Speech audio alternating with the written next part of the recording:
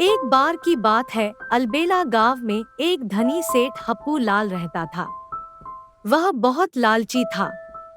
लोगों को कम पैसे देकर अपना काम करवाना उसकी आदत में शुमार था। कंजूसी उसमें कूट कूट कर भरी थी। किसी की मदद करना हो या फिर कहीं दान करना हो, इन सब कामों से वह हमेशा दूर रहता था। सेठ हप्पूलाल की पत्नी सीमा बहुत दयालु स्वभाव की थी। वह अपने पति की कंजूसी और लालची स्वभाव से बहुत परेशान रहती थी। समय समय पर सेठ हप्पूलाल को समझाती रहती, लेकिन हप्पूलाल उसकी बातों को वह एक कान से सुनता और दूसरे कान से निकाल देता था। एक दिन सेठ अपने काम से सुबह सुबह घर से निकल गया। उसकी पत्नी घर पर अकेली थी। तभी घर के बाहर किसी बूढ़े व्यक्ति की आवाज आई। घर में कोई है? माता, थोड़ा सा भोजन करवा दो। बहुत दिन से कुछ नहीं खाया है। सेठ की पत्नी ने घर के बाहर आकर देखा तो एक बुजुर्ग व्यक्ति घर के बाहर बैठा है।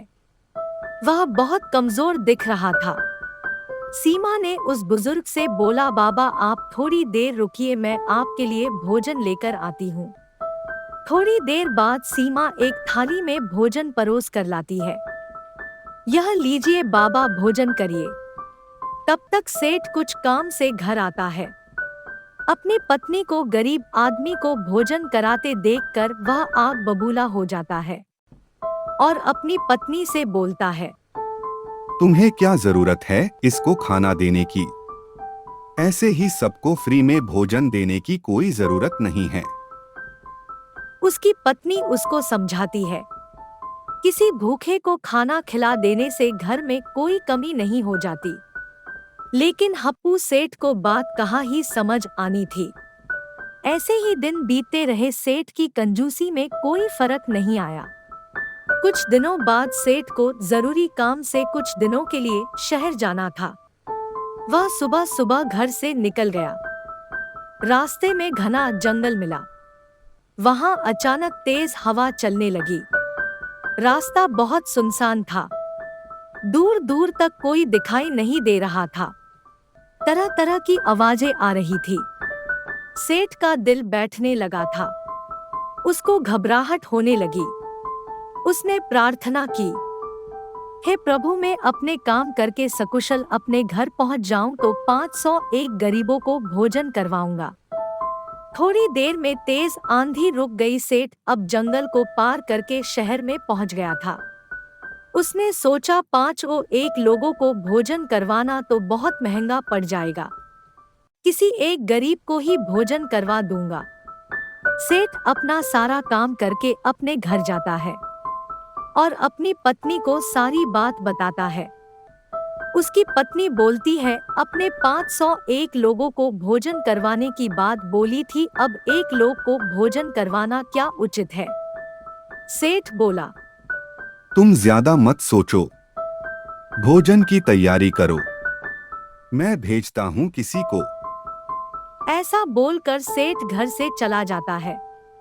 रास्ते में उसको एक दुबला पतला एक गरीब मजदूर दिखता। उसने सोचा, यह सही रहेगा। इसको देखकर लगता है यह कम ही भोजन करता होगा। सेठ ने उसको अपने घर भोजन का बोलकर चला जाता है। वह मजदूर बहुत चतुर था। वह सेठ के घर भोजन करने पहुंच जाता है। सेठ की पत्नी उसके लिए बढ़िया भोजन परोसती है। वह मजे से भोजन करता है। भोजन करने के बाद वह सेठ की पत्नी से बोलता है, बहन, आज बहुत ही शुभ दिन है। सेठ भोजन करवाकर बहुत अच्छा काम कर रहे हैं। भोजन के बाद दक्षिणा में 1001 रुपए और एक बोरी अनाज दान करने से आपके घर में सदा खुशहाली आएगी। अगर तुम ऐसा ना करोगी तो मैं नाराज होकर जाऊंगा। सेठ की पत्नी ने उसको 1001 रुपए और एक बोरी अनाज देकर उसको विदा कर दिया। सेठ घर आया और उसकी पत्नी ने उसको सारी बात बताई। सेठ को अपने ऊपर चूना लगाने वाले पर बहुत गुस्सा आया। वह गुस्से में उसके घर पहुंच गया।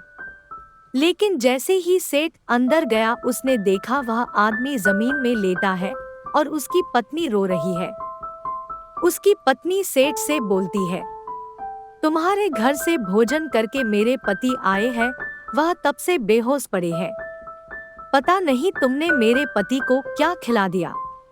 जरूर जहर खिलाया होगा, तभी तो देखो क्या हालत हो गई है मेरे पति की। यह सब देखकर सेठ की हालत खराब हो जाती है। वह घबरा जाता है और बोलता है, बहन, मैंने तुम्हारे पति को कोई जहर नहीं दिया है। मैं तुमको 10,000 रुपए देता हूँ, तुम अपने पति का अच्छे से इलाज करवा लेना और यह बात किसी को मत बताना। मजदूर की पत्नी पैसे ले लेती है। सेठ अपने घर चला जाता है। सेठ के जाते ही मजदूर और उसकी पत्नी हंसने लगते हैं और बोलते हैं, सेठ को आज अच्छा बेवकूफ बनाया है। बहुत लूटता है सभी को और आज हमने उसको अच्छा सबक सिखाया है। उधर सेठ भी ईश्वर से प्रार्थना करता है कि वह मजदूर जल्दी स्वस्थ हो जाए। मैं अब किसी का कोई फायदा नहीं उठाऊंगा, किसी को नहीं परेशान करूंगा, ईमानदारी से रहूंगा। अगर आपको मेरी कहानी पसंद आई हो तो मेरे YouTube चैनल को सब्सक्राइब, लाइक, शेयर करना मत भूलना।